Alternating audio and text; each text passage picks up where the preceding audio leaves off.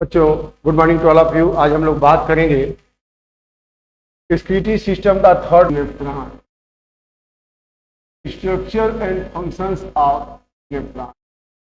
बेटा, जैसा कि आप जानते हैं, nephron is the unit of urine formation.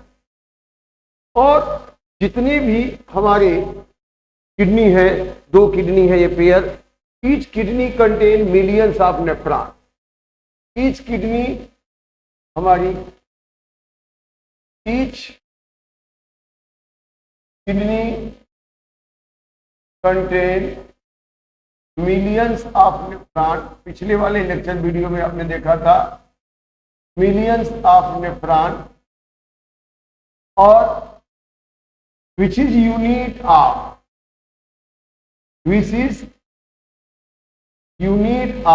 Urine formation.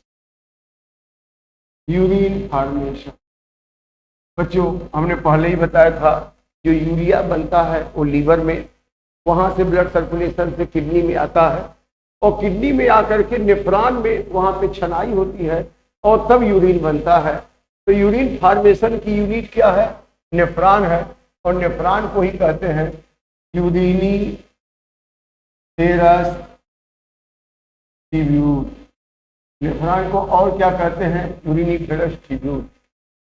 अगर हम किडनी के अंदर देखें, सपोज कर लीजिए ये हमारी किडनी है, तो किडनी यह सामने से तो ये क्या है? कॉन्वेक्स है, लेकिन यहां पे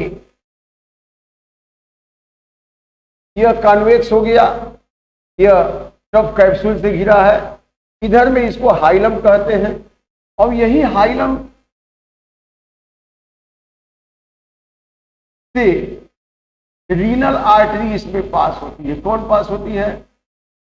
रीनल आर्टरी। तभी तो ब्लड जाएगा अंदर और फिल्ट्रेशन होगा। और यहां से रीनल वेन बाहर निकलती, ये ब्लड को ला रही है, ब्लड को बाहर ले जा रही है। इसको क्या कहेंगे? Renal vein. तो एक चीज तो क्लियर हो गया, renal artery supply blood into kidney and renal when collect blood from kidney. तो किसमें यूरिया ज्यादा होगा? जो रीनल आर्टरी है ब्लड ला, उसमें यूरिया ज्यादा है। यहाँ फिल्ट्रेशन के बाद जो रीनल वेन में ब्लड जाएगा वहां यूरिया कम हो जाएगी, क्योंकि फिल्टर होकर यूरिन के रूप में बाहर निकलना है। तो रीनल आर्टरी, अब नीट में पूछ देगा कि kidney have renal artery and renal vein, तो which one contain more urea? तो बेटा रीनल वेन में तो कम होगा, रीनल आर्टरी में यूरिया ज्यादा होगा। जो ब्लड निकल रहा है किडनी से वहां यूरिया कम होगा। और ऑक्सीजन का माने तो रीनल आर्टरी में ऑक्सीजन ज्यादा होगा, रीनल वेन में कम। तो इस तरह से यूरिया रीनल आर्टरी में ज्यादा होगा। अब यहाँ अगर एलएस सेक्शन, लॉन्गिट्यूडिनल सेक्शन देखिए, यहाँ हाइलम के पॉइंट से ही रीनल आर्टरी अंदर आया किडनी में, रीनल वेन बाहर निकला, और यहीं से न्यूरॉन भी अंदर जाती हैं जो किडनी में नर्व्स जा रही हैं, और यहीं से एक और स्ट्रक्चर जुटा होता है जिसको हम यूरेटर कहते हैं। यह यूरेटर यहाँ जुटा है, यह यूरिन को कलेक्ट करके कहाँ छोड़ता है? Urinary bladder. तो इसको हम क्या कहते हैं? यूरेटर। अगर किडनी के, अच्छा, इसके आकार की बात करें तो पिछले लेक्चर वीडियो में मैंने बोला है, लेकिन फिर रिवाइज कर देता हूं। हमारी किडनी है एडल्ट पर्सन में, उसकी लंबाई 10 to 12 सेंटीमीटर, उसकी जो वेद है लेंथ 10 to 12 सेंटीमीटर, वेद जो है 5 to 7 सेंटीमीटर, और थिकनेस 2 to 3 सेंटीमीटर है, ब्राउन कलर का है। किडनी का अगर लॉन्गिट्यूडिनल सेक्शन काटे बेटा, तो यहाँ पे दो पार्ट हो गए, दो जोन हो गए। जो आउटर जोन है, आउटर जोन को क्या कहते हैं? यहाँ पे रीनल कार्टेक्स का, आउटर जोन को क्या कहेंगे? Renal cortex. और इनर जोन को क्या कहेंगे? Renal medulla. लेकिन रीनल मीड्यूला यहाँ it undergo partition the masses of medulla. यहाँ पे तमाम सारे मासेस ऑफ मीड्यूला इस तरह से पार्टीशन हो जाता है, ये मीड्यूलरी पिरामिड बन जाते हैं। क्या बन जाते हैं? बहुत सारे यहाँ पे इस तरह से मीड्यूलरी पिरामिड बन जाते हैं। यहाँ पे मीड्यूलरी पिरामिड बन जाते हैं। कि मिड्यूलरी पिरामिड बन गया, ढेर सारा मिड्यूलरी पिरामिड बन गया। और medullary pyramid, यहाँ renal medulla undergo partition and form medullary pyramid। ये medullary pyramid है। medullary pyramid में नेफ्रॉन का हेनले लूप होता है, लेकिन नेफ्रॉन का जो foemen capsule, proximal convoluted tubule और डिस्टल कन्वॉल्यूटेड ट्यूब्यूल कहाँ होगा बेटा? ये होगा रीनल कार्टेक्स में। अब यहाँ पे इस तरह से कैलिसेस बन जाते हैं। क्या बन जाते हैं? कैलिसेस। यहाँ पे कैलिसेस बन जाते हैं। और कैलिसेस कहाँ खुलेगा? यहाँ पेल्विस में खुल जाता है। अब देखिए ये हो गया रीनल पिरामिड, ये renal medullary pyramid, medullary pyramid, ये मिड्यूलरी पिरामिड हो गया। Medullary pyramid, between the medullary pyramid the cortex extend inside. ये कॉर्टेक्स वाला हिस्सा मिड्यूलरी पिरामिड के बीच बीच में एक्सटेंड कर रहा है, तो इसको क्या कहेंगे? इसको कहेंगे रीनल कॉलम। रीनल, ध्यान रखिए, रीनल कॉलम, या फिर इसको कह देते हैं कॉलम ऑफ बर्टनी। नीट एग्जाम में पूछा जा सकता है कॉलम ऑफ बर्टनी कहाँ पाया जाता है? BERTINI। Column of Bertini is the cortex, renal cortex which extend between the pyramid. यह दो पिरामिड के बीच में जो एक्सटेंड है, इस पिरामिड के बीच में जो एक्सटेंड है, पिरामिड के बीच में जो एक्सटेंड है बेटा, उसी को हम कहते हैं कॉलम ऑफ बर्टनी या रीनल कॉलम ऑफ बर्टनी या रीनल कॉलम। और यहाँ पे ये जो एक्सटेंशन हुआ है इसको कैलिसेस बोलते हैं। ये एक्सटेंशन हुआ है जो, इसको कहते हैं कैलिसेस। और कैलिसेस ठीक कहाँ खुलता है? यह जो फनल शेप स्ट्रक्चर में, इसको कहते हैं रीनल पेल्विस। Renal pelvis. और यह रीनल पेल्विस कहाँ खुलेगा? यूरेटर में। यूरेटर कहाँ खुलेगा? यूरिनरी ब्लैडर में। तो ये रहा L S of kidney, longitudinal section of kidney. अब आप कहेंगे डायग्राम दोबारा क्यों बनाया गया? क्योंकि अभी हमें बताना कि यहाँ पे जो किडनी में मिलियंस ऑफ नेफ्रॉन है, तो उस नेफ्रॉन का कौन सा हिस्सा रीनल कॉर्टेक्स में है, कौन सा रीनल मेडुला में। तो नेफ्रॉन के कई हिस्से हैं, जैसे बोमेन कैप्सूल है, प्रॉक्सिमल डिस्टल कन्वॉल्यूटेड ट्यूब्यूल है, हेनले लूप है। तो रीनल कॉर्टेक्स में क्या होगा? किडनी में दो जोन हो गए, रीनल कॉर्टेक्स और रीनल मिडुला, या इसी को कहते हैं मिड्यूलरी पिरामिड। Medullary pyramid. तो जो नेफ्रॉन है हमारा, नेफ्रॉन का कौन सा हिस्सा रीनल कॉर्टेक्स में होगा? ये नीट के लिए स्पेशली, नीट एग्जाम में पूछा जाएगा which one part of the nephron tubule is present in renal cortex. तो रीनल कॉर्टेक्स में बोमेन कैप्सूल, बोमेन्स कैप्सूल, इसके अलावा proximal convoluted tubule, proximal convoluted tubule, इसको PCT बोलते हैं, और distal convoluted tubule, distal convoluted tubule. ये कहाँ पाया जाता है? रीनल कॉर्टेक्स में। बोमेन capsule, proximal convoluted tubule, distal convoluted tubule, ये कहाँ होता है बच्चों? रीनल कॉर्टेक्स में। और रीनल मेडुला में क्या होगा? रीनल मेडुला में होगा हेनलेज लूप, हेनलेज लूप होगा। और क्या होगा? कलेक्टिंग डक्ट का हिस्सा होगा, कलेक्टिंग डक्ट का हिस्सा होगा। हालांकि कलेक्टिंग डक्ट का कुछ हिस्सा पेल्विस में भी आ जाएगा। तो आपने देखा कि याद रखना है यहाँ दिमाग में कि renal cortex, the part of kidney, the zone of kidney, renal cortex, upper side and medulla, lower side, inside. तो in the renal cortex, Bowman capsule, proximal convoluted tubule, distal convoluted of nephron and renal medulla में कौन सा होगा, nephron का part, Henle loop and collecting duct. अब इसको याद रखना है, इसी के आधार पे हम आगे डिस्कस करेंगे और देखते हैं नेफ्रॉन का स्ट्रक्चर क्या है। Structure and function of nephron, तो इसको जानने के लिए सबसे पहले हम नेफ्रॉन का स्ट्रक्चर देख लेते हैं। Structure and function of nephron जानने के लिए सबसे पहले हम नेफ्रॉन का स्ट्रक्चर जान लेते हैं। नेफ्रॉन, अब nephron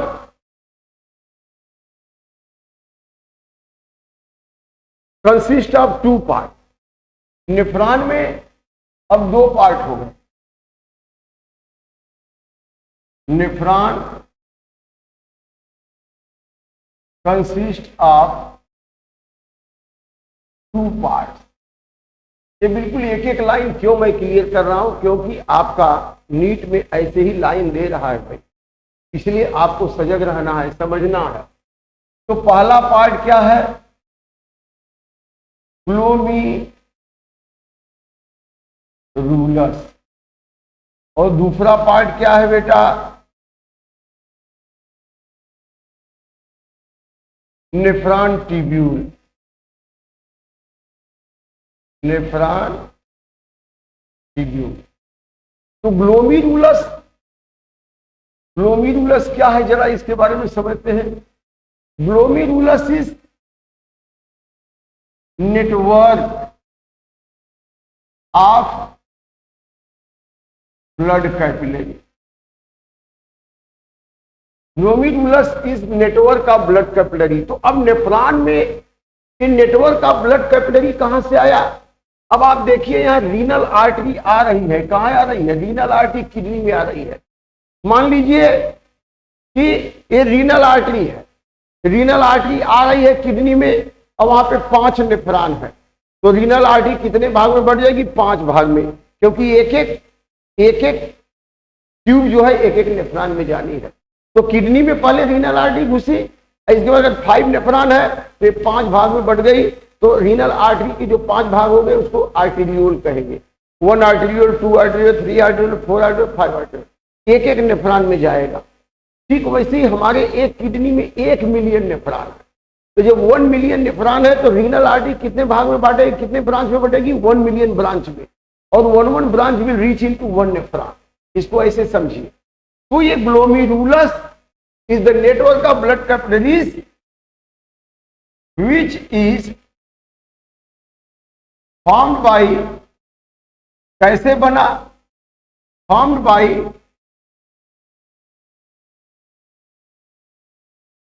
branching of efferent arteriole। याद रखिए, अभी डायग्राम बनाएंगे तो ये बात आएगी। एफरेंट आर्टेरियोल, एफरेंट आर्टेरियोल के ब्रांचिंग से बना। तो एफरेंट आर्टेरियोल कैसे बना, due to branching of renal artery.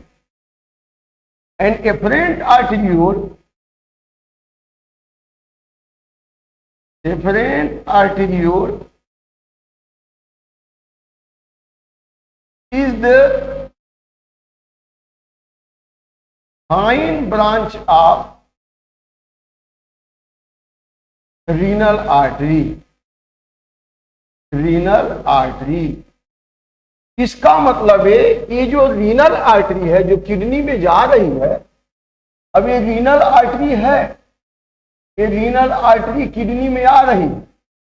तो अगर 1 मिलियन नेफ्रॉन है तो ये 1 मिलियन ब्रांच में बढ़ जाएगी और सब एक एक में जाएगी, सब एक एक में जाएगी, सब एक एक में जाएगी। तो 1 मिलियन नेफ्रॉन, 1 मिलियन ब्रांच। अब यहां आने के बाद ये रीनल आर्टरी, सपोज कर लीजिए रीनल आर्टरी, तो ये हो गया एफरेंट आर्टरी और उससे पतली, एफरेंट आर्टरियोल उससे पतली। और एफरेंट आर्टरियोल जब नेफ्रॉन में जाएगी, नेफ्रॉन में जाएगी तो it form A bunch of capillary, और यहां से इफरेंट निकलेगी तो इसी से ग्लोमेरुलस बन गया। Glomerulus a bunch of capillary. अभी मैं डायग्राम बनाऊंगा नेफ्रॉन का। तो renal artery, afferent arteriole, then glomerulus. माने glomerulus is network of blood capillary which is formed by branching of efferent arteriole, and efferent arteriole is the fine branch of renal artery. और renal artery कौन है? The artery which supply blood into kidney. तो अब NEET exam में यही दे देगा, NEET exam में यही क्रम दे देगा। रीनल आर्टरी दे दिया, सपोज कर लीजिए रीनल आर्टरी, देन दे दिया afferent arteriole, afferent arteriole, then दिया ग्लोमेरुलस, ग्लोमेरुलस, और ग्लोमेरुलस भी यूनाइट होगा तो इफरेंट आर्टेरियोल, इफरेंट आर्टेरियोल। अब यही क्रम है। अब इसी क्रम को बदल बदल के 4-5 क्रम दे दिया। तो आपको समझना होगा कि किडनी के अंदर आएगा पहले रीनल आर्टरी, और डिवाइड होगा तमाम सारी ब्रांच में एफरेंट आर्टेरियोल, और एफरेंट आर्टेरियोल जब ग्लोमेरुलस में जब वोमेन कैप्सूल में जाएगा तो बंच ऑफ कैपिलरी, और फिर यूनाइट होगा तो एफरेंट आर्टेरियोल के रूप में वोमेन कैप्सूल से बाहर निकल आएगा। फिर वही वेन बना लेगा, रीनल वेन बना लेगा, क्योंकि यहाँ रीनल आर्टरी जा रहा है, रीनल वेन आ रहा। तो जितनी एक रीनल आर्टरी आया, एक रीनल वेन निकला, लेकिन एक रीनल आर्टरी से 1 लाख एफरेंट आर्टेरियोल बने तो 1 लाख जो एफरेंट आर्टेरियोल बनेगा, सब यूनाइट करके तब रीनल वेन बना लेगा। तो इस तरह से ये जो है इनका क्रम है, इसको समझने की जरूरत है। अगर नीट एग्जाम को आपको क्वालिफाई करना है, वाकई आप नीट की तैयारी कर रहे हैं, तो आपको इसको समझना ही पड़ेगा, क्योंकि यह चैप्टर ऐसा है, इस साल भी आया था और हर साल आएगा, क्वेश्चन बनते रह रहा है, इसलिए आपको जानना बहुत जरूरी है। तो ये हो गया glomerulus, network of blood capillary which is formed by branching of afferent arteriole. Afferent arteriole is the fine branch of renal artery. अब ग्लोमेरुलस के अलावा नेफ्रॉन ट्यूब्यूल के कौन कौन से हिस्से हैं? नेफ्रॉन ट्यूब्यूल के हिस्से कौन कौन से हैं? कप लाइक स्ट्रक्चर, उसको कहेंगे वोमेन्स कैप्सूल, वोमेन्स कैप्सूल, यह कप लाइक स्ट्रक्चर है। दूसरा कौन सा हिस्सा हो गया? PCT, proximal convoluted tubule. इसके बाद कौन सा है? Henle's loop. इसके बाद कौन सा है? Distal कन्वॉल्यूटेड DCT, distal convoluted tubule DCT. इसके बाद कौन है? Collecting duct, collecting. तो इसमें अभी अभी पूछ सकता है which one is the part of nephron tubule. Nephron tubule का हिस्सा हो गया वोमेन कैप्सूल, पीसीटी माने proximal convoluted tubule, proximal convoluted tubule, और हेनले लूप के बाद डीसीटी, डिस्टल कन्वॉल्यूटेड ट्यूब्यूल,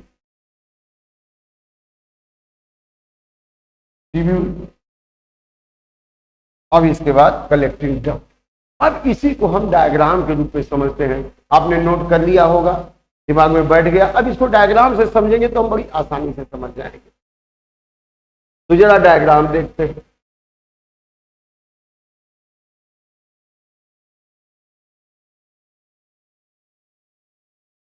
इस चैप्टर से नीट एग्जाम में जरूर आएगा, तो हर साल आता है।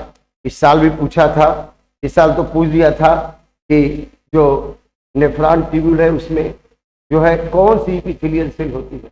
अभी बात आएगी क्यूबॉइडल एपिथेलियल सेल, यही आंसर करेक्ट है। आपने दिया होगा तो देखा होगा, नहीं आप देने वाले होंगे तो तैयार हो जाइए। तो बेटा यहाँ पे अब हम बात करेंगे, देखिए यह हो गया वुमेन्स कैप्सूल। यह क्या है? वुमेन्स कैप्सूल, एक कैप्सूल कप लाइक स्ट्रक्चर, इसको हम कहते हैं वुमेन कैप्सूल।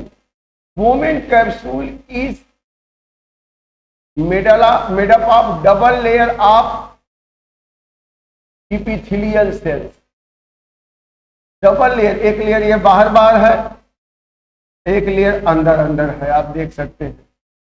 यह एक लेयर यह है, यह, और दूसरी लेयर ये है। तो ये वुमेन कैप्सूल होगा। Bowman capsule is made up of a layer of, but a 2 layer of epithelial cells, और इनकी जो इपिथेलियल सेल्स, कायदे से तो इपिथेलियल सेल्स इस तरह से होनी चाहिए, but in the Bowman capsule epithelial cells are arranged in integrate manner. इनकी जो इपिथेलियल सेल्स है बेटा इंटीग्रेट मैनर में अरेंज होते हैं, इसलिए इनको कहते हैं पोडोसाइट। इंटीग्रेट मैटर का मतलब ऐसे नहीं है, इस तरह से आके यहाँ पे एक गैप देती है और इसी गैप से फिल्ट्रेशन जो है तेजी से होता है। तो यहाँ पे पोडोसाइट, तो बोमेन कैप्सूल में कौन सी इपिथेलियम होती है? बोमेन कैप्सूल में बेटा पोडोसाइट होती है। यह नीट के लिए पोडोसाइट ये कैसे अरेंज होती है? Intricate manner,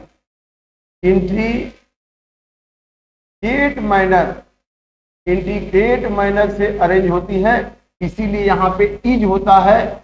space is present at the edge of cell या एंड ऑफ सेल। जो सेल का एंड है, जो छोर है, वहां पे स्पेस है, उसको क्या कहेंगे? उसको क्या कहेंगे? Filtration slit. यह पूछा जा सकता है कि फिल्ट्रेशन स्लिट कहां बनता है?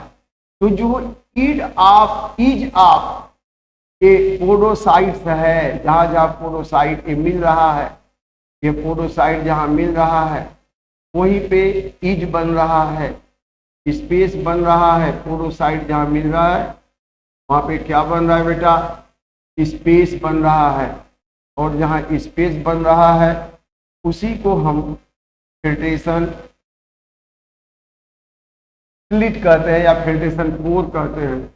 वहीं से फिल्टर होकर के प्लाज्मा फिल्ट्रेट के रूप में पार्ट ऑफ प्लाज्मा आ जाता है नेफ्रॉन के ल्यूमेन में। तो आपने देखा यहाँ पे कौन सी सेल है? पोडोसाइट, इधर भी, और जहां ये आके मिल रही है, ध्यान रखिए इस कोने पे आके जहां मिल रही हैं इंटीग्रेट मैनर में अरेंज है, इसलिए यहाँ पे माने ये ऐसे अरेंज नहीं है, ऐसे अरेंज नहीं है, ये इस तरह से अरेंज है, ऐसे ऐसे ऐसे। तो यहाँ पे इंटीग्रेट मैनर में अरेंज है। तो यहाँ जो स्पेस बन रहा है इसी को फिल्ट्रेशन स्लिट कहते हैं, यहाँ से फिल्ट्रेशन तेजी से होता है। तो I hope you have understand about this. और ये पोडोसाइट है, इसको भी इपिथेलियल सेल कहते हैं। ये पोडोसाइट भी क्या है? इपिथेलियल सेल है, भ्रम में मत पड़िएगा, इपिथेलियल सेल है, लेकिन इस तरह से अरेंज है इंटीग्रेट मैनर में, तो इनको पोडोसाइट कह देते हैं। और इसके बाद यहाँ पे नीचे साइड में यह ट्यूबुलर हो जाता है। अब यह नेफ्रॉन ट्यूब्यूल नीचे ट्यूबुलर हो गया। अब यही क्वेश्चन पूछा था, इन द नेफ्रॉन ट्यूब्यूल, ये तो कैप्सूल है, कैप्सूल में इन द नेफ्रॉन कैप्सूल कैसी सेल है? पोडोसाइट है। ये नेफ्रॉन का कैप्सूल है, नेफ्रॉन का कैप्सूल को बोमेन्स कैप्सूल कहेंगे, BOWMENS, बोमेन्स कैप्सूल। यह नेफ्रॉन का बोमेन कैप्सूल है। लेकिन यहाँ पे अब कैसी सेल है? यहाँ पे क्यूबॉइडल सेल है, यही पूछा था इस बार नीट में, एकदम पूछा था, ध्यान रखिए, मैं बार बार जो आपसे बोल रहा हूँ, यह क्यूबॉइडल सेल नेफ्रॉन के ट्यूब्यूल में कैसी सेल है बेटा? Cuboidal epithelium. यहाँ पे ये क्यूबॉइडल इपिथेलियम है, बार बार कह रहा हूँ। और यहाँ पे फिर ये जो है अब ये नैरो हो जाते हैं, ये नैरो होकर के क्या बना लेते हैं? हेयर पिन लाइक स्ट्रक्चर, ये हेयर पिन लाइक स्ट्रक्चर बना लेते हैं ऐसे। ये नैरो होकर के हेयर पिन लाइक स्ट्रक्चर, बिल्कुल हेयर पिन लाइक स्ट्रक्चर बना लेते हैं। They form hairpin like structure, इनको कहते हैं हम Henle loop. This is U shaped structure, narrow tubular U shaped structure is called as Henle's loop. इसको बेटा हम हेनलेज लूप कहते हैं। तो क्लियर हो गया? Bowman capsule, cup like structure, it's wall is made up of two layer of epithelial cells that is called as podocytes. It is arranged in eight manner and at the each it contains little bit gap that is called as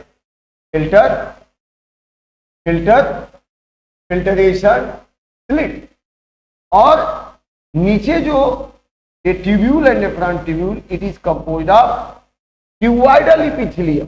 ये line होती है cuboidal epithelium से, इसको कहते हैं PCT, proximal convoluted tubule. क्या कहते हैं? Proximal convoluted tubule, PCT. अब ये जो नैरो हो गया एकदम शार्प ट्यूबुलर स्ट्रक्चर, इसको कहते हैं हेनलेज लूप. Henle's loop. लेकिन ये नीचे की तरफ ऐसे जा रहा है और यह ऐसे अप आ रहा है. तो जो नीचे जा रहा है उसको डिसेंडिंग, डिसेंड माने उतरना. जैसे आप पेड़ से नीचे उतर रहे हैं, छत से नीचे उतर रहे हैं, तो उसको डिसेंडिंग कहेंगे. तो DES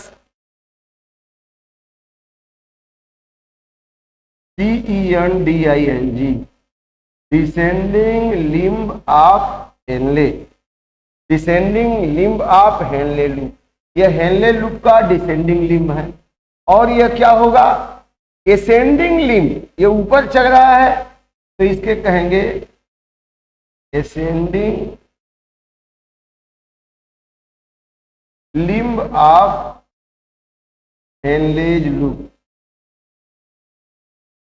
इस हेनले लूप में कितने लिम्ब हो गए, कितने ट्यूब शाखा हो गई? एक नीचे की तरफ जो जा रही है उसको माने नीचे की तरफ मिड्यूला की तरफ जा रही है, वो जो है डिसेंडिंग लिम्ब. जो ऊपर आ रही है कॉर्टेक्स की तरफ, उसको एसेंडिंग लिम्ब ऑफ हेनले कहेंगे. अब ascending limb of Henle again join the wide coil tubular structure. ये थोड़ा वाइड क्वाइल ट्यूबुलर स्ट्रक्चर. अब इसको हम कहते हैं डिस्टल कन्वॉल्यूटेड ट्यूबुल. इसको क्या कह देते हैं बच्चों? डिस्टल माने थोड़ा ऐसे, इसको कहते हैं डिस्टल कन्वॉल्यूटेड, डिस्टल कन्वॉल्यूटेड ट्यूबुल. इसको यह डिस्टल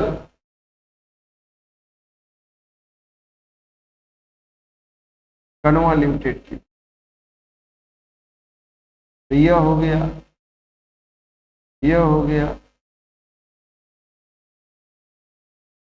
यह हो गया, यह हो गया, यह हो गया और यह हो गया डिस्टल कन्वॉल्यूटेड ट्यूब. क्या हो गया? डिस्टल कन्वॉल्यूटेड ट्यूब माने DCT, DCT. और ये हो गया कलेक्टिंग डक्ट. क्या हो गया? कलेक्टिंग. मैंने क्या बोला था? Nephron tubule contain cup like structure that is called as Bowman capsule. Posteriorly it form tubular structure. Bowman capsule में podocyte cell form tubular structure. तो near to Bowman capsule proximal convoluted tubule. Nephron tubule, wall of nephron tubule line with the cuboidal epithelium. ध्यान रहिए, cuboidal epithelium ये पूछ चुका है. और अब की बार क्या पूछेगा? Podocyte cell. In which part of the nephron tubule podocyte cells are present. तो इन बोमेन कैप्सूल में, याद रखिए, डायग्राम याद रहेगा. अगर ये डायग्राम याद कभी नहीं भूलेंगे आप. तो क्यूबॉइडल इपिथेलियम कहाँ है? नेफ्रॉन ट्यूब्यूल के वाल में. और पोडोसाइट सेल कहाँ है? बोमेन कैप्सूल के वाल में. तो इस तरह से अब यहाँ पे जो नीचे की तरफ जा रही यू शिफ्ट हेनले, वो डिसेंडिंग लिम्ब. जो अप हो रही है वो एसेंडिंग लिम्ब. और यहाँ पे मिल गई distal convoluted tubule. Distal convoluted tubule बोमेन capsule से दूर है. जैसे इसको फैला दे ये आगे चला जाएगा. और नजदीक कौन है बोमेन कैप्सूल से? प्रॉक्सिमल.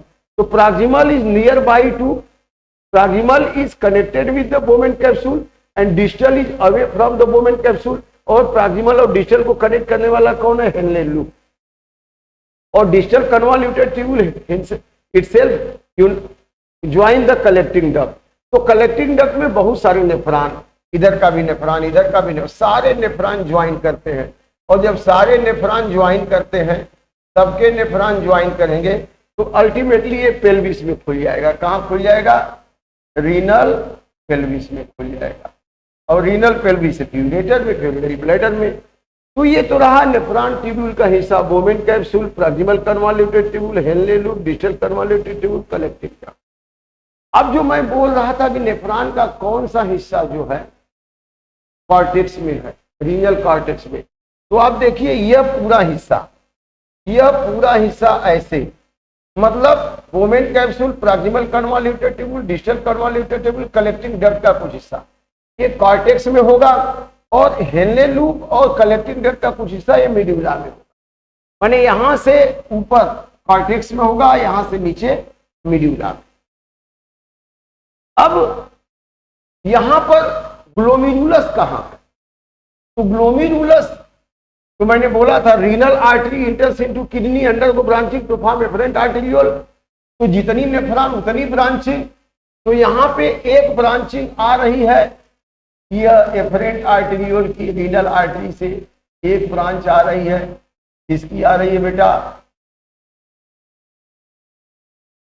एफरेंट आर्टेरियोल की आ गई एक ब्रांचिंग, एफरेंट आर्टेरियोल की एक ब्रांचिंग आ गई यहां पे। ये एफरेंट आर्टेरियोल है, रीनल आर्टरी से डिवाइड होके बना है। मैंने बोला कि एक रीनल आर्टरी आई किडनी में, और जितनी नेफ्रॉन है उतनी ब्रांच उसकी बनेगी।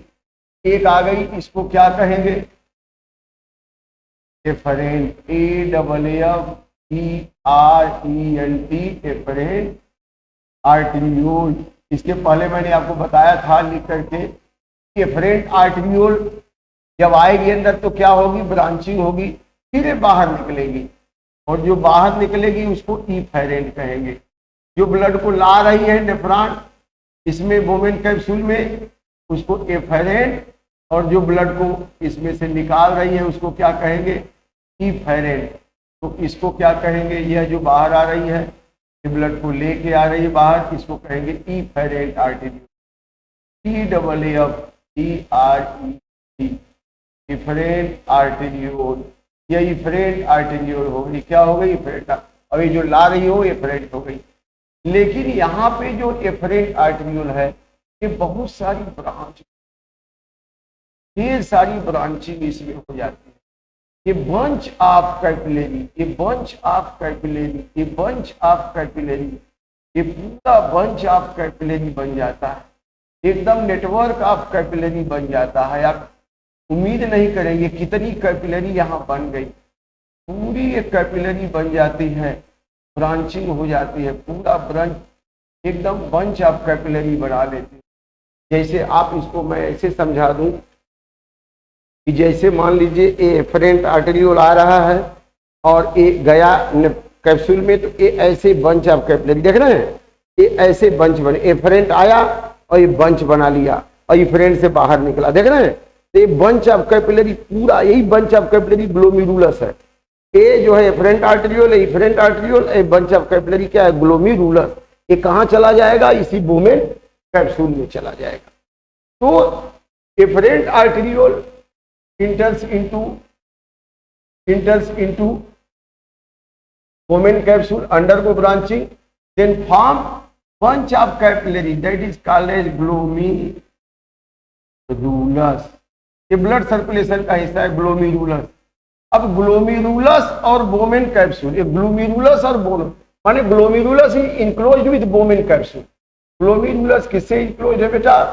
बोमेन कैप्सूल से इनक्लोज, बोमेन कैप्सूल से इनक्लोज है। तो ग्लोमेरुलस और बोमेन कैप्सूल दोनों को कलेक्टिवली क्या कहेंगे?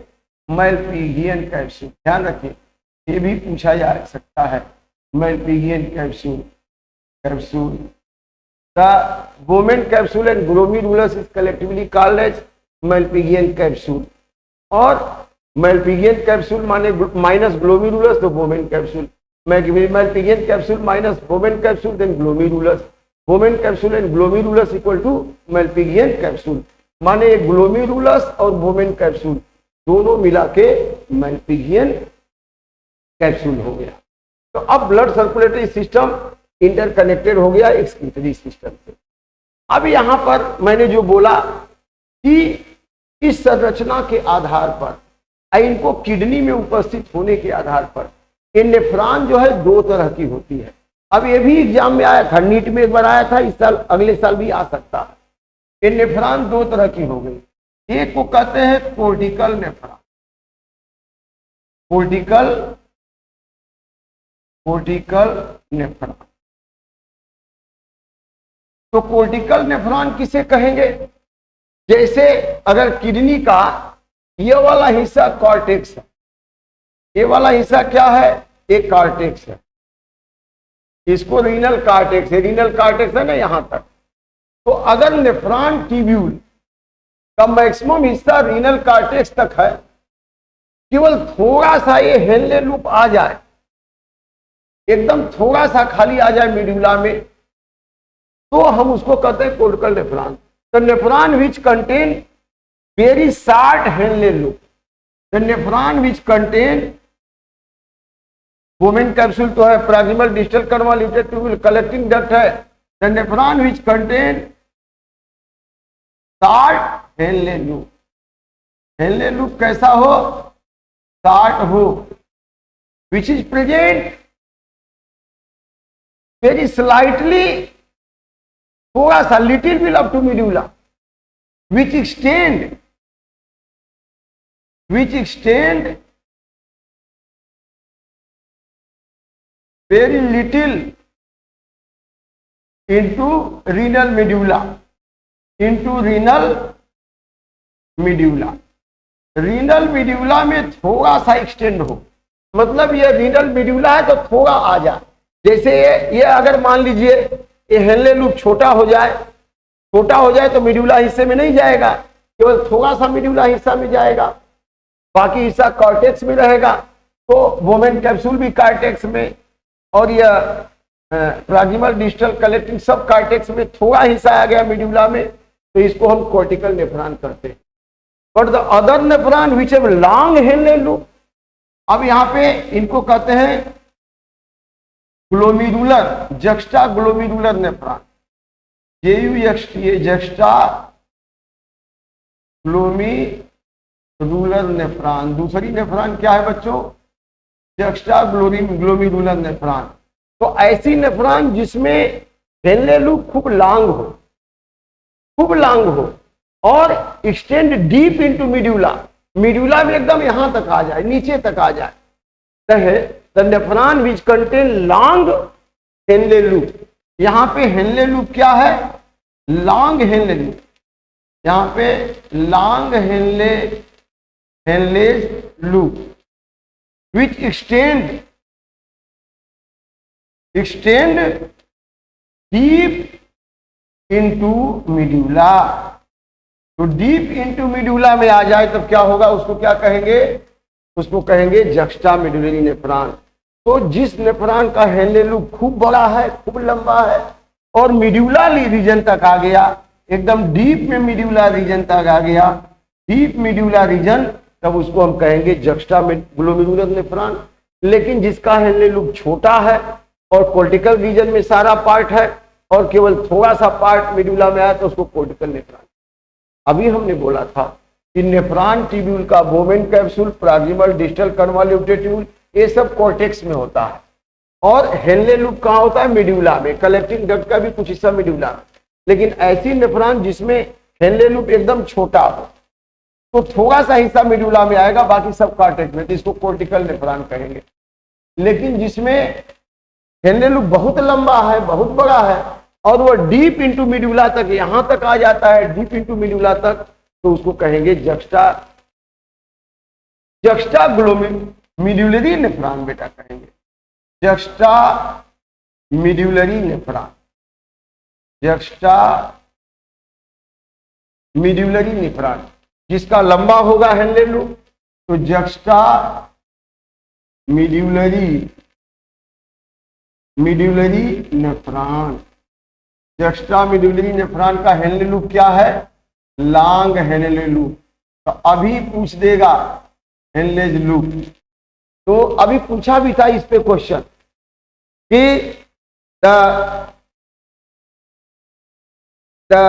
which one nephron tubule Henle loop enters deep into the medulla? तो juxta globular nephron because its Henle loop is too long, बहुत लंबा है, इसलिए वो जक्स्टा ग्लोबुलर नेफ्रॉन तक पहुंच गया। लेकिन जो कोर्टिकल नेफ्रॉन है उसमें छोटा है, इसीलिए थोड़ा सा मेडुला तक गया, बहुत नीचे नहीं गया, बाकी सब कॉर्टेक्स में है। और जक्स्टा ग्लोबुलर नेफ्रॉन में वोमेन कैप्सूल, प्रॉक्सिमल डिस्टल, ये तो कॉर्टेक्स में रहेंगे, लेकिन ये जो हेनले लूप है एकदम डीप मेडुला तक जाएगा, इनको जक्स्टा मेडुलरी नेफ्रॉन कहे। तो आपने नीट के लिए कई पॉइंट आज आपने देखा, जरा ध्यान दीजिए। In the women capsule epithelial cell is podocyte that arranges intricate matter, it have little gap, so that is called space, that is called as filtration slit. तो podocyte cell वोमेन कैप्सूल में, nephron tubule contain cuboidal epithelium and here Henle loop. Cortical nephron में Henle loop is too short, only little enter into medulla, but the juxtamedullary nephron में Henle loop is too long that present deep into medulla. Nephron tubule का Bowman capsule proximal distal convoluted tubule cortex में और Henle loop medulla तक होता है। तो इस तरह से आपने नेफ्रॉन ट्यूब्यूल के बारे में बहुत सारी चीजें पढ़ी, कोर्टिकल और जक्स्टामेडुलर नेफ्रॉन पढ़ा। इसके अलावा एक चीज और मैं बताना चाहूंगा, यहाँ पे आप जरा ध्यान दीजिए। यहाँ पर जो ये डिफरेंट आर्टेरियोल है, ये बाहर निकलने के बाद रुक नहीं जाता है बेटा, बल्कि यहाँ या इसको आ करके ये डिफरेंट आर्टेरियोल फिर से ब्रांचिंग हो करके, पूरा ब्रांचिंग हो करके इसको चारों तरफ से घेर लेता है। यह इसको चारों तरफ से घेर लेता है। क्यों घेर लेता है? क्योंकि अभी रीअब्जॉर्प्शन और सिक्रीशन कराना है, तो इसको पूरा चारों तरफ से घेर लेता है। किसको? नेफ्रॉन ट्यूब्यूल को। और चारों तरफ से घेर, जैसे अमरबेल होता है ना, अमरबेल आप देखे होंगे, अमरबेल जिस पौधे पे रहता है उसी के चारों ओर लिपट करके उसे खुराक लेता है। तो ये भी इसके चारों ओर लिपट जाते हैं पेरिट्यूबुलर कैपिलरी, और लिपट करके जो है इनसे जो है रीअब्जॉर्प्शन करते हैं फिल्ट्रेट में से यूजफुल मटेरियल को, और सिक्रीट करते हैं जो यूजफुल नहीं है। ये देखिए, ये पेरिट्यूबुलर कैपिलरी बन गया बेटा। किसने बना लिया? वही इफरेंट आर्टेरियोल, इसके चारों ओर लिपट गई और लिपट करके क्या बना ली? पेरिट्यूबुलर कैपिलरी बना लिया। एकदम इसके चारों ओर लिपट करके पेरिट्यूबुलर कैपिलरी बना लिया। और यहां भी आकर के इसके चारों ओर भी ऐसे लिपट जाएगा, इसके चारों ओर भी लिपट जाएगा ऐसे। यहां भी लिपट करके एकदम पेरिट्यूबुलर कैपिलरी बना लेते हैं। पेरिट्यूबुलर कैपिलरी बना करके ये जो है इसके चारों ओर लिपट जाते हैं।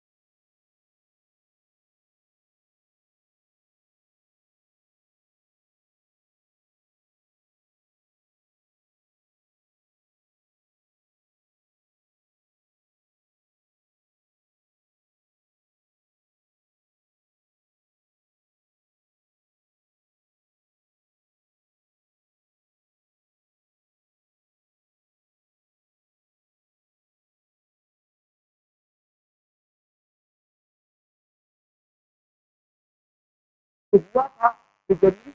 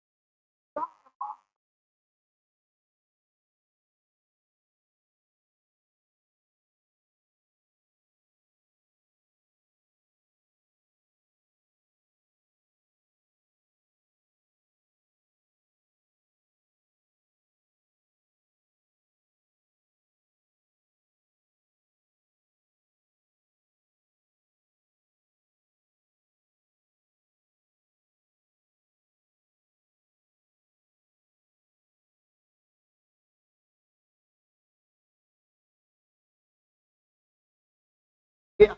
तो फिर अगर वो ब्लड का हिस्सा बनेगा तो यूरिया की मात्रा क्या करेगा, बढ़ा देगा। इसका मतलब उसको फिर से सिक्रीट कर देना है, या कुछ पोटेशियम आयन है, हाइड्रोजन आयन है, वो भी इधर चले आए तो उनको फिर से सिक्रीट कर देना है। तो यूजफुल जो है उनको तो रीअब्जॉर्ब कर देना, और जो हार्मफुल है उनको सिक्रीट कर देना। तो रीअब्जॉर्ब होगा फिल्ट्रेट से नेफ्रॉन ट्यूब्यूल के सेल में और वहां से पेरिट्यूबुलर कैपिलरी में, और सिक्रीशन होगा। तीसरा स्टेप क्या होगा, secretion. Secretion is the process in which the unfiltered urea which passes through efferent arterioles in peritubular capillary, hydrogen ion and the potassium ion again secreted into filtrate of nephron tube. तो secretion किसका होगा, secretion होगा जो urea बची खुची है उसका, और किसका होगा, पोटेशियम आयन का और हाइड्रोजन। तो this plays important role in maintaining ionic balance also, इस तरह से बैलेंस करता है। अब यहाँ पे ये जो फिल्ट्रेशन का, यूरिन फॉर्मेशन का रेगुलेशन, अब जैसे यहाँ पे अल्ट्रा फिल्ट्रेशन हुआ, रीअब्जॉर्प्शन हुआ, सिक्रीशन हुआ, इसके बाद यहाँ चले आए कलेक्टिंग डक्ट में, तो यहाँ भी एब्जॉर्प्शन होगा वाटर का, मिनरल का। इसके बाद यूरिन स्थित होगा, कहाँ आ जाएगा, पेल्विस में, फिर यूरेटर में, फिर यूरिनरी ब्लैडर। लेकिन यहाँ पे हम थोड़ा पढ़ते हैं process of regulation of urine formation. Urine formation का रेगुलेशन कैसे, इसको जरा देख लेते हैं फटाफट। क्लास तो लंबा हो रहा है, लेक्चर लंबा हो रहा है, लेकिन जरूरी है क्योंकि नीट के लिए है। डिस्कनेक्ट करेंगे तो फिर आपको अलग से देखना पड़ेगा, तो कष्ट करके इसको देख लीजिए आप लोग। यहाँ पे अब रेगुलेशन ऑफ यूरिन फॉर्मेशन। अब रेगुलेशन ऑफ यूरिन फॉर्मेशन में थोड़ा सा यहां हम देख लेते हैं। जैसे हमारा ये बोमेन कैप्सूल है, मान लीजिए ये हमारा बोमेन कैप्सूल है, और यहां से पीसीटी है, प्लाज्मिल कन्वॉल्यूटेड ट्यूब, और यहां से ये हेनले लूप है, ये हेनले लूप है, ये हेनले लूप है, ये हेनले लूप है, और यहाँ पे ये फिर डिस्टल कन्वॉल्यूटेड ट्यूब है, और फिर ये किसमें मिल जाता है, कलेक्टिंग डक्ट में। ये कलेक्टिंग डक्ट में, this is going to meet with the collecting, ये कलेक्टिंग डक्ट में जाकर के मिलता है। तो कहां कहां किसका होता है रीअब्जॉर्प्शन एंड सिक्रीशन। ये एफरेंट आर्टेरियोल हो गया, ये इफरेंट आर्टेरियोल हो गया, और यहाँ पे ये तमाम सारी ग्लोमेरुलस कैपिलरीज हो गई। अब यहाँ से जब फिल्ट्रेट आया तो जैसे फिल्ट्रेट प्रॉक्सिमल कन्वॉल्यूटेड ट्यूब्यूल में आएगा बेटा, यहां से H2O वाटर क्यूबॉइडल सेल में एब्जॉर्ब होगा, वहां से फिर कहाँ आएगा, रीएब्जॉर्प्शन होकर ब्लड में आ जाएगा। तो जो यहाँ बाहर कर रहे हैं फिल्ट्रेट से वो रीएब्जॉर्ब हो रहा है, बाइकार्बोनेट आयन भी, इसके बाद सोडियम आयन भी, और यहाँ पे थोड़ा कौन जाएगा, इसमें सिक्रीट कौन किया जाएगा, यहाँ पे पोटेशियम आयन, और कौन छोड़ा जाएगा इसमें, हाइड्रोजन। इसका सिक्रीशन हो रहा है, इनका एब्जॉर्प्शन हो रहा है। और जैसे ही यहाँ फिल्ट्रेट आगे बढ़ा एसेंडिंग लिम्ब में, ascending limb totally permeable for water, तो यहाँ पे वाटर का रीएब्जॉर्प्शन होगा, वाटर का। अब समझ लीजिए कि यहाँ पे अगर यहाँ पे जो सॉल्यूशन है वो 300 मिली ऑस्मोल है, तो यहाँ पे वाटर मैक्सिमम एब्जॉर्ब हो गया। तो यह पार्ट मान लीजिए कार्टेक्स रीजन में है, यह मिड मिड्यूला में है, और यह एकदम मिड्यूला में है, डीप मिड्यूला में। तो यहाँ 300 हो गया, यहाँ 400 हो गया, इसमें 600 हो गया, और यहाँ पे 900 हो गया, यहाँ 1000 हो गया, और यहाँ 1200 मिली ऑस्मोल। 1200 मिली ऑस्मोल का मतलब जो फिल्ट्रेट आगे बढ़ रहा है मैक्सिमम अमाउंट में वाटर एब्जॉर्ब हो जाएगा, तो ये गाढ़ा होते जाएगा। तो 300 है तो कम गाढ़ा है, हल्का है, पानी ज्यादा है। और यहाँ पे 400 हो गया तो थोड़ा गाढ़ा, माने वाटर एब्जॉर्ब हो गया। 600 हो गया तो और गाढ़ा होगा, और वाटर एब्जॉर्ब हो गया, रीएब्जॉर्ब हो गया। और 900 हो गया तो और रीएब्जॉर्ब हो गया। 1000 हो गया तो और रीएब्जॉर्ब, 1200 हो गया तो और वाटर रीएब्जॉर्ब हो गया। कहाँ रीएब्जॉर्ब होके ब्लड कैपिलरी में आ गया। इसका मतलब ये गाढ़ा होते गया। लेकिन जैसे ही अप होगा एसेंडिंग लिम्ब, यहाँ एसेंडिंग लिम्ब में, तो this is permeable for sodium ion, chloride ion, bicarbonate ion. तो अगर इसमें से मान लीजिए जितना गाढ़ा हुआ है, फिर उसमें से मिनरल्स रीअब्जॉर्ब हो जाए, तो मिनरल्स रीअब्जॉर्ब हो गया तो फिर हल्का हो गया, फिर हल्का होते जाएगा। तब यहाँ पे 1200 से 1000, फिर यहाँ 900, फिर यहाँ 600, फिर यहाँ 400, फिर यहाँ 300 हो गया। माने इधर जो फिल्ट्रेट बढ़ा इतना एब्जॉर्प्शन के बाद, तो वाटर मैक्सिमम एब्जॉर्ब हो गया।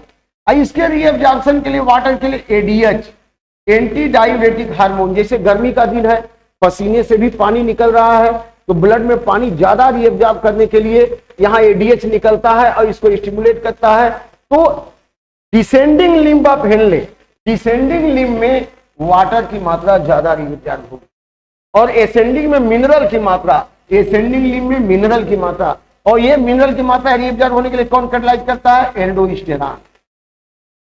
एल्डोस्टेरॉन कहां से निकलता है, एड्रीनल ग्लैंड के, एड्रीनल ग्लैंड के यहाँ पे किडनी के ऊपर एड्रीनल ग्लैंड है, इसी एड्रीनल ग्लैंड से एल्डोस्टेरॉन निकलता है, वो स्टिमुलेट करता है more and more reabsorption of sodium and chloride ion, bicarbonate ion, and again secretion of potassium ion और हाइड्रोजन आयन। और यहाँ पे रीअब्जॉर्प्शन ऑफ, यहाँ पे फिर से बाइकार्बोनेट, वाटर और सोडियम आयन, इनका रीअब्जॉर्प्शन हो जाएगा। और अल्टीमेटली यहाँ भी रीअब्जॉर्प्शन होता है वाटर का, और यहाँ कलेक्टिंग डक्ट में आया, कलेक्टिंग डक्ट में भी कुछ मात्रा में वाटर रीअब्जॉर्ब होता है। और बेटा यहाँ जब यहाँ पे जो ये नेफ्रॉन ट्यूब्यूल है ना, यहाँ counter current system, counter current system का मतलब जिस डायरेक्शन में फिल्ट्रेट फ्लो हो रहा है उसके अपोजिट में पेरिट्यूबुलर कैपिलरी में ब्लड होता है। तो काउंटर करेंट सिस्टम की वजह से यहाँ रीअब्जॉर्प्शन और तेजी से होने लगता है, और यहां तक कि मैक्सिमम अमाउंट ऑफ वाटर अगर फिल्ट्रेट से निकल जाए, इसके लिए यहां से थोड़ा सा यूरिया भी इंटरस्टिशियल फ्लूइड में आ जाता है, ताकि ये गाढ़ा रहेगा तो ज्यादा से ज्यादा वाटर यहाँ रीअब्जॉर्ब हो जाएगा। तो मैक्सिमम वाटर रीअब्जॉर्ब हो जाए, काउंटर करेंट सिस्टम उसमें बहुत मदद करता है। ये कहाँ, यहाँ पे वासा रेक्टा होता है, वासा रेक्टा। ये वासा रेक्टा क्या है, vasa recta is running parallel to the Henle loop, Henle loop के पैरेलल चल रहा है, और यहाँ काउंटर करंट मैकेनिज्म बहुत तगड़ा काम करता है, और यह जो है यूरिन को कंसंट्रेट होने में मदद करता है, ब्लड प्रेशर को भी मेंटेन, तो वासा रेक्टा भी पूछा था, ये ब्लड प्रेशर को भी मेंटेन करता है, ताकि ज्यादा से ज्यादा फिल्ट्रेट से रीअब्जॉर्ब हो जाए सोडियम क्लोराइड, बाइकार्बोनेट और वाटर, और पोटेशियम और हाइड्रोजन आयन सिक्रीट हो जाए, यूरिया सिक्रीट हो जाए। और इसके बाद यहाँ पे एडीएच कहाँ से निकलता है, जो हमारा हाइपोथैलेमस है ब्रेन का, उसी के हाइपोथैलेमस से लगी हुई पिट्यूटरी ग्लैंड, और हाइपोथैलेमस में न्यूरोसेक्रेटरी सेल्स है, इसकी नर्व एंडिंग पिट्यूटरी ग्लैंड में, यहाँ से हार्मोन सिक्रीट होता है एडीएच और नर्व एंडिंग में आता है। जैसे टंकी में पानी है लेकिन नल के जहाँ टैप है वहां से पानी निकलेगा, पाइप से आएगा, वैसे सिक्रीट तो होता है हाइपोथैलेमस की न्यूरोसेक्रेटरी सेल में, लेकिन रिलीज होता है यहाँ से ADH, anti diuretic hormone, pituitary gland के पोस्टीरियर लोब से रिलीज होकर ब्लड से होकर आया किडनी में। कब ज्यादा रिलीज होगा, जब स्ट्रेस कंडीशन है, ज्यादा गर्मी है, या जो डिजर्ट एरिया में रहते हैं तो पानी ज्यादा से ज्यादा एब्जॉर्ब कराना है ब्लड में पानी की कमी है, तो क्या करते हैं, यहाँ पे थर्स्ट सेंटर में प्यास भी लगती है और वाटर को भी रीअब्जॉर्ब यहाँ कराते हैं। तो जैसे एडीएच आया, नेफ्रॉन ट्यूब्यूल को स्टिमुलेट किया और मैक्सिमम वाटर रीअब्जॉर्ब। देखिए वाटर का रीअब्जॉर्प्शन प्रॉक्सिमल कन्वॉल्यूटेड ट्यूब्यूल में भी होता है, डिस्टल में भी होता है, और यहाँ पे कलेक्टिंग डक्ट में भी होगा। देखिए डिसेंडिंगली ये नीचे की तरफ जा रहा है, तो वाटर का रीअब्जॉर्प्शन कहाँ होगा, वाटर का रीअब्जॉर्प्शन कहाँ होगा, descending limb of Henle, descending, यह भी नीट में आएगा, डिसेंडिंग लिम्ब ऑफ हेनले। तो डिसेंडिंग लिम्ब ऑफ हेनले में proximal convoluted tubule, distal convoluted tubule और डिसेंडिंग लिम्ब ऑफ हेनले में वाटर का रीअब्जॉर्प्शन होगा। और जो एनिमल ज्यादा गर्मी वाले इलाके में रहते हैं, जहां गर्म इलाका है बहुत ज्यादा, तो वहां पे पानी ज्यादा कंजर्व करना है, तो उनका डिसेंडिंग लिम्ब ऑफ हेनले बहुत लंबा होता है, ताकि ज्यादा से ज्यादा वाटर को क्या करे, रीअब्जॉर्ब करे। तो यहाँ पे रीअब्जॉर्प्शन वाटर का डिसेंडिंग लिम्ब ऑफ हेनले में होगा, और मिनरल का रीअब्जॉर्प्शन कहाँ होगा, एसेंडिंग लिम्ब में होगा। वो कौन स्टिमुलेट करेगा, एल्डोस्टेरॉन। इसका मतलब कि यह जो किडनी है यूरिया को तो एक्सक्रीट कर ही रहा है, लेकिन इसके अलावा किसको बैलेंस कर रहा है, आयरन और बॉडी फ्लूइड कंसंट्रेशन को भी बैलेंस कर रहा है। इसलिए किडनी को excretory as well as osmoregulatory organ कहते हैं। भाई यूरिया को एक्सक्रीट कर रहा है, लेकिन जो फिल्ट्रेट ज्यादा बना तो उसमें से मैक्सिमम वाटर मिनरल को रीअब्जॉर्ब करा के बॉडी फ्लूइड में आयरन का कंसंट्रेशन बैलेंस कर रहा है, इसलिए इसको ऑस्मोरेगुलेटरी ऑर्गन भी कहते हैं। तो आपने देखा कि किस तरह से एडीएच और aldosterone they are playing important role in reabsorption of mineral, secretion of potassium ion, hydrogen ion, and reabsorption of sodium ion, bicarbonate ion, chloride ion and water। ये मेंटेन करते हैं। वाटर का reabsorption एडीएच की वजह से होता है। अब इसका रेगुलेशन कैसे होता है, तो देखिए कभी कभी अगर फिल्ट्रेशन का रेट, ग्लोमेरुलर फिल्ट्रेशन का रेट स्लो हो जाए तो ये भी आएगा आप रेनिन। यहाँ पे जो है एफरेंट आर्टेरियोल है, और ये जो जैसे वो पूछ देखे हनुमान जी की, यहाँ से पीछे से आके लगता है उनके ऐसे सर पे टच हो रहा है, वैसे ही ये जो हेनले लूप है, यहाँ से जो डिस्टल कन्वॉल्यूटेड ट्यूब्यूल पीछे से आके यहाँ पे टच होता है। तो जहां पे distal convoluted tubule afferent arteriole से टच होगा, यहीं पे नोड लाइक स्ट्रक्चर होता है, और इस नोड लाइक स्ट्रक्चर को हम क्या कहते हैं, इस नोड लाइक स्ट्रक्चर को बेटा कहते हैं जेजीए। जेजीए का मतलब जक्स्टा ग्लोमेरुलर अपैरेटस, इसको जक्स्टा ग्लोमेरुलर अपैरेटस कहते हैं। अब इस जेजीए से जब फिल्ट्रेशन रेट कम हो जाएगा, ग्लोमेरुलर फिल्ट्रेशन कम होगा, तो जेजीए से एक प्रकार का केमिकल निकलेगा, उसको कहते हैं रेनिन। एक तो रेनिन डाइजेस्टिव सिस्टम में पढ़ा है, RENNIN, वो एंजाइम है, लेकिन ये रेनिन हार्मोन है, जेजीए से निकल। जेजीए कहाँ है, at the junction of distal convoluted tubule and the afferent arteriole. तो एफरेंट आर्टेरियोल और ये डिस्टल कन्वॉल्यूटेड ट्यूब्यूल यहाँ पीछे ऐसे आ जाएगा, तो यहीं पे जेजीए है, जक्स्टा ग्लोमेरुलर अपैरेटस, इससे रेनिन निकला। और रेनिन क्या करेगा, ब्लड में एंजियोटेंसिन होता है, यह एंजियोटेंसिनोजन, ये क्या होता है, एंजियोटेंसिनोजन इनएक्टिव अवस्था में हमेशा फ्लो करते रहता है ब्लड में, लेकिन जैसे फिल्ट्रेशन रेट स्लो हुआ, अब रेनिन स्टिमुलेट हो गया। Renin is made up of specialized group of cells that is sensitive for the filtration. यहाँ जैसे फिल्ट्रेशन रेट कम हुआ, ये रेनिन स्टिमुलेट होकर के juxta JGA is the node like structure made up of specialized cell, JGA get stimulated and release renin, RENIN, और renin convert this angiotensinogen into angiotensin. अब जब angiotensinogen angiotensin में बदल गया, यहाँ पे नहीं दिखाई दे रहा होगा, मैं यहाँ लिख देता हूँ जैसे ही यह एक्स्ट्रा ग्लोमेरुलर अपरेटस से रेनिन निकला, रेनिन या केमिकल, अब ये क्या करेगा, एंजियोटेंसिनोजन, एंजियोटेंसिनोजन को किसमें बदल देगा बेटा, एंजियोटेंसिन में। किसमें बदल देगा, एंजियोटेंसिन में। अब जब रेनिन यहाँ पे आ गया, फिल्ट्रेशन रेट चूंकि स्लो है, ये स्टिमुलेट करके एंजियोटेंसिन में बदल दिया। अब एंजियोटेंसिन क्या करेगा, इनको कॉन्स्ट्रिक्ट कर देगा। जब कॉन्स्ट्रिक्ट करेगा तो ब्लड प्रेशर हाई हो जाएगा और ग्लोमेरुलर फिल्ट्रेशन रेट बहुत तेज हो जाएगा। लेकिन अगर ये हमेशा ऐसे ही तेज रहे तो हार्ट पे बहुत ज्यादा असर पड़ेगा, क्योंकि वहां भी प्रेशर बढ़ जाएगा। तो जब फिल्ट्रेशन नॉर्मल करना है, फिल्ट्रेशन मैक्सिमम हो चुका है, कुछ देर तक तेज रहा, फिर नॉर्मल करने के लिए अब यहाँ के हार्ट पे, जो हार्ट है हमारा, हार्ट के राइट एट्रियम में, ब्लड सर्कुलेटरी सिस्टम जब पढ़ा रहे थे तो हमने बोला था हार्ट में 4 चेम्बर है। तो जो राइट एट्रियम का वाल है, राइट एट्रियम के वाल से एक केमिकल निकलता है ANF, एट्रियल नेट्रियूरेटिक फैक्टर। इसको कहते हैं atrial natriuretic factor.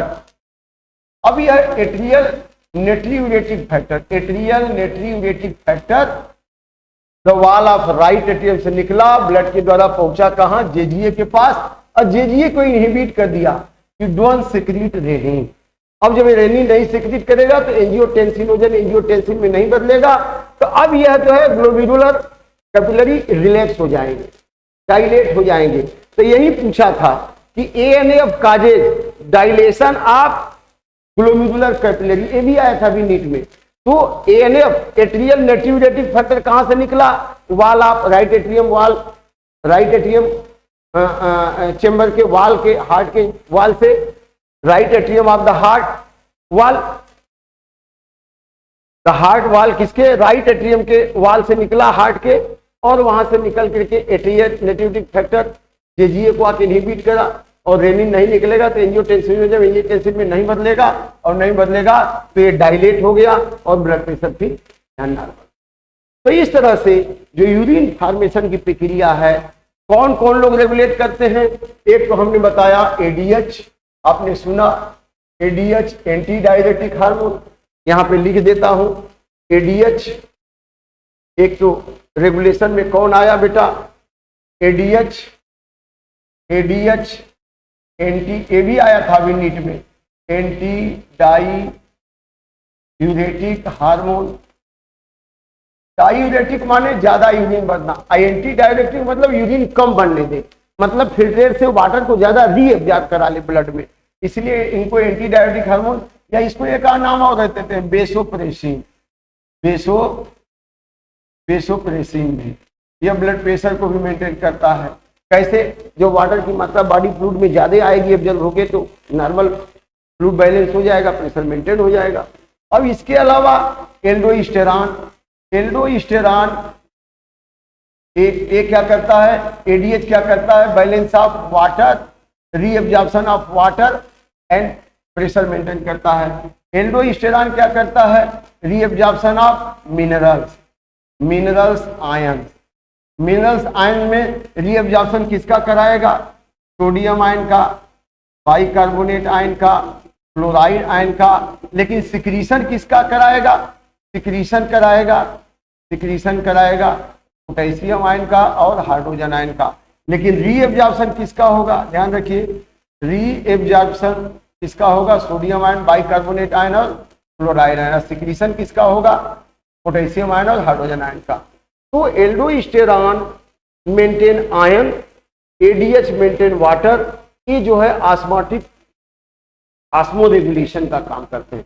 Osmo regulation is the phenomena in which the mineral and water is balance into body, concentration of body fluid को मेंटेन करना ऑस्मो रेगुलेशन। तो यूरिया तो निकली, यूरिया तो filter हुई, यूरिया फिल्टर होकर के आई, यूरिन के रूप में बाहर निकला, यहाँ यूरिन बन गया कंसंट्रेटेड यूरिन। लेकिन इसके साथ साथ फ्लूइड में आयन और मिनरल और वाटर की मात्रा बैलेंस होती है, इसलिए एक्सक्रीटरी और ऑस्मो रेगुलेटरी ऑर्गन भी कहते हैं।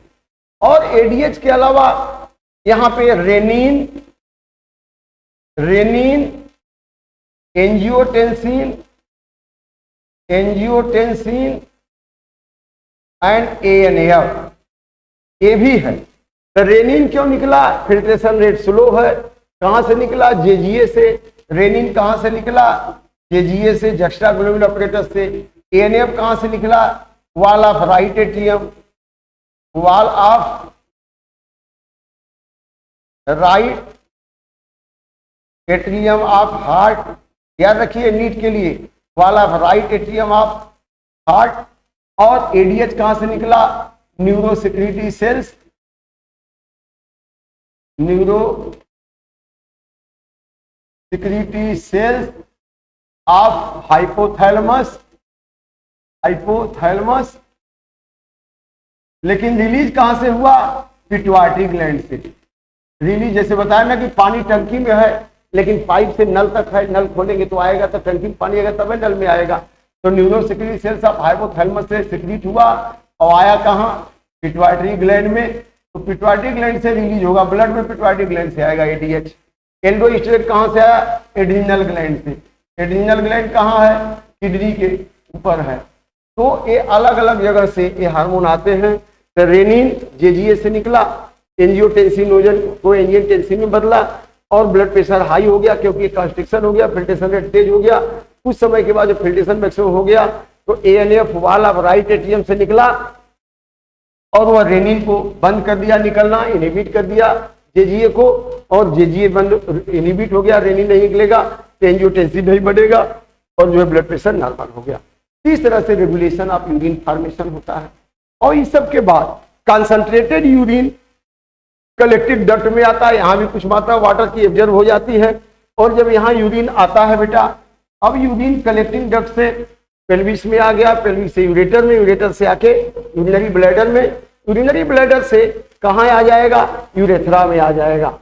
तो अब यूरेथ्रा में आके इकट्ठा हो गया, दोनों तरफ के यूरिनरी ब्लैडर से आकर के कहाँ इकट्ठा हो गया?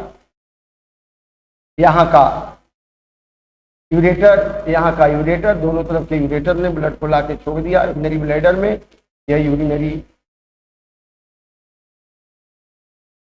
यूरिनरी ब्लैडर, और यूरिनरी ब्लैडर से यहाँ आ गया इसमें, और यहाँ यूरेथ्रा में स्फिंक्टर लगा होता है।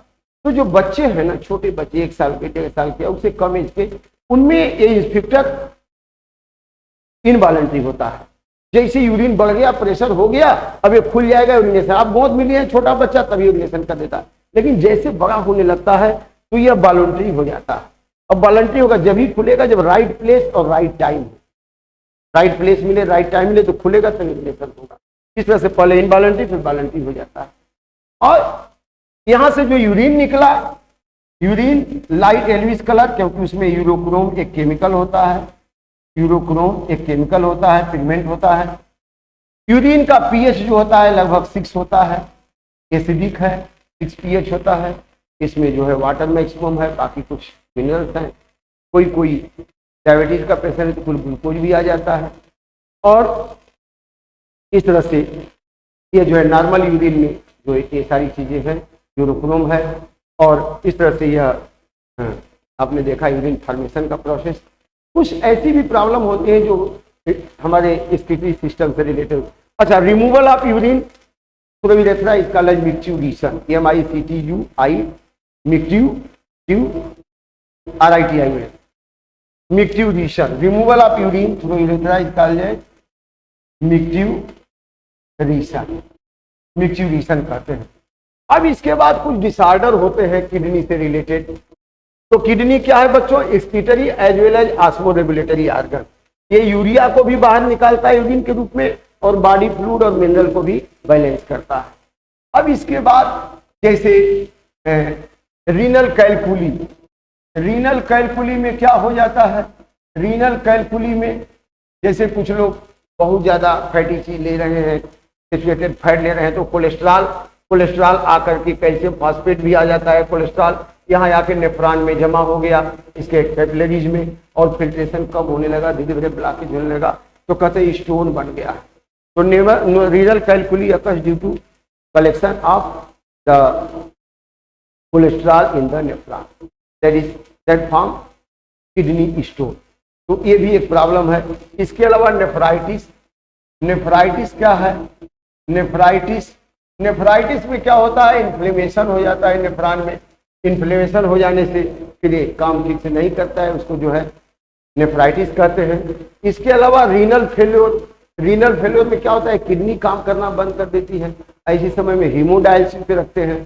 तो हीमोडायलिसिस क्या है?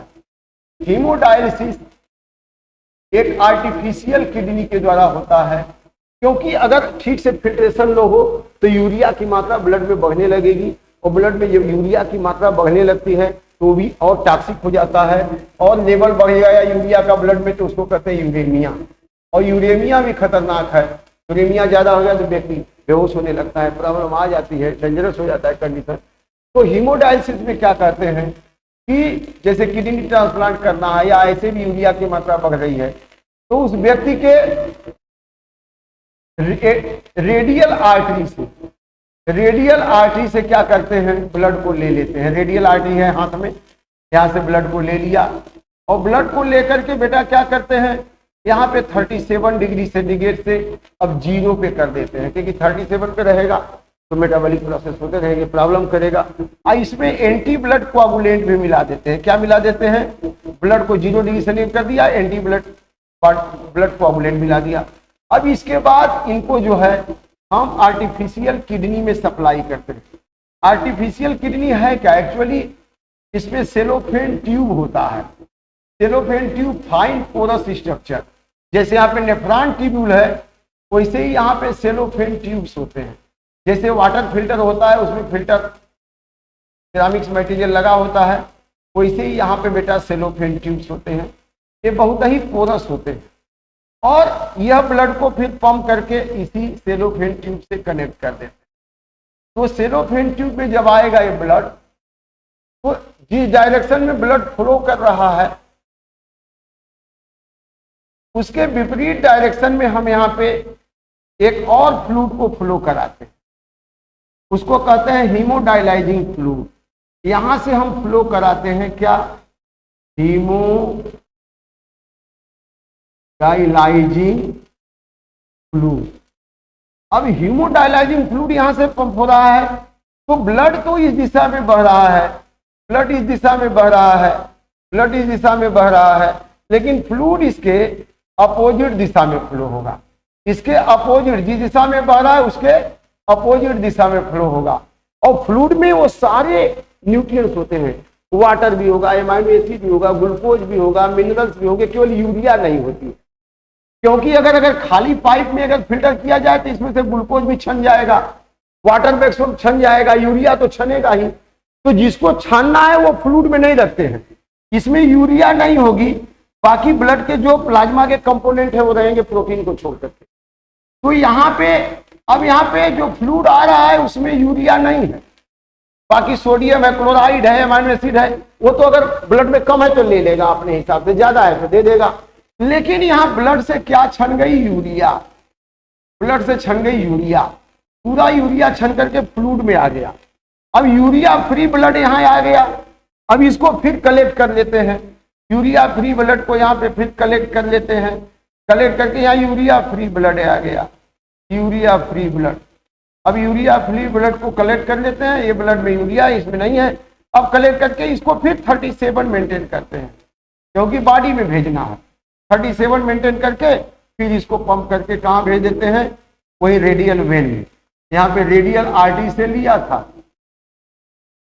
रेडियल, जैसे देखिए यहाँ पे किडनी में किससे आया था? रेडियल, रीनल आर्टरी से, और गया किससे? रीनल वेन से। तो वही यहाँ रेडियल आर्टरी से लिया गया और रेडियल वेन से फिर इसी हाथ में ऐसे चढ़ा देते हैं, किसमें? रेडियल वेन में, फिर वो ब्लड का हिस्सा हो गया रेडियल वेन में। तो जिस व्यक्ति में किडनी काम नहीं कर रहा है, यूरिया का फिल्ट्रेशन नहीं हो रहा है, उसको जो है उसके रेडियल आर्टरी से ब्लड को लेते रहते हैं, उसको 0 पे मेंटेन करके डी ब्लड कोआगुलेंट डाल करके आर्टिफिशियल किडनी के सेलोफेन ट्यूब में सप्लाई करते हैं। इधर से हीमोडायलाइजिंग फ्लूइड सप्लाई करेंगे अपोजिट दिशा में, काउंटर करंट मैकेनिज्म, और यहाँ पे यूरिया फिल्टर होकर फ्लूइड में आ जाएगा, और यूरिया फ्री ब्लड फिर लेकर के फिर उसको पंप करके कहाँ डाल देंगे बेटा? फिर रेडियल वेन में डाल देंगे, फिर बॉडी में दौड़ते रहेगा। तो 2 दिन पे 3 दिन पे जैसी जरूरत है, या 1 महीने पे, 2 महीने पे, 5 महीने पे, ये बार बार छनाई होती रहती है। और जब किडनी ट्रांसप्लांट करते हैं उस समय तो आर्टिफिशियल किडनी पे ही रखते हैं जब तक ट्रांसप्लांट होकर काम न करने लगे। तो इस तरह से पूरा चैप्टर आपका आज इस पार्ट में समाप्त हो गया। बाकी लेक्चर वीडियो मैंने पार्ट फर्स्ट सेकंड बताया है, थर्ड पार्ट इसमें पूरा कंप्लीट किया। बेटा इसको पढ़ लीजिए, हर साल इससे क्वेश्चन आते हैं। मैं यही आपको कहूंगा, खूब बढ़िया से पढ़ो, इसको सुनो, देखो बार बार, और इसको शेयर करो, सब्सक्राइब करो और नोट बनाओ। और देखो मैटर जब तैयार रहेगा ना, तो यही सब क्वेश्चन आ रहे हैं मैं जो देखा नीट में, और आप क्वालिफाई कर जाएंगे। तो wish you all the best, और पढ़ते लिखते। थैंक